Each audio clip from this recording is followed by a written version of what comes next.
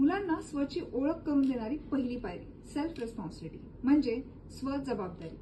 Generally self responsibility म्हणलं की आपण मुलांना स्वतःच्या कामाची, अभ्यासाची जबाबदारी घ्यायला सांगतो.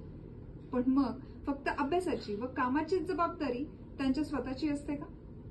मुलांच्या आरोग्यदायी शरीराची जबाबदारी दुसरं कोणी घेणार आहे का? त्यांच्या पर्सनल व शैक्षणिक ग्रोथची रिस्पॉन्सिबिलिटी कोणाला देता येते का? आणि सर्वात महत्वाचं, त्यांना मिळालेला मौल्यवान वेळ एकदा का खर्च केला परत कमवता येत नाही. पैसा खर्च केला तर उद्या मेहनत करून कमवता तरी येतो, पण वेळ खर्च केला की तो संपूनच जातो. अशा मौल्यवान वेळाच्या खर्चाची जबाबदारी त्यांच्याशिवाय कोण घेणार आहे का? थोडक्यात काय तर सेल्फ रिस्पॉन्सिबिलिटी घ्यायची असेल तर या 6 गोष्टींना लक्षात ठेवा. पहिली गोष्ट सेल्फ कंट्रोल, स्वतःच्या इच्छा व गरजांवरती कंट्रोल. दुसरी गोष्ट पर्सनल ग्रोथ रिस्पॉन्सिबिलिटी, शारीरिक, मानसिक आणि शैक्षणिक दृष्ट्या स्वतःची वाढ म्हणजे प्रोग्रेसची जबाबदारी.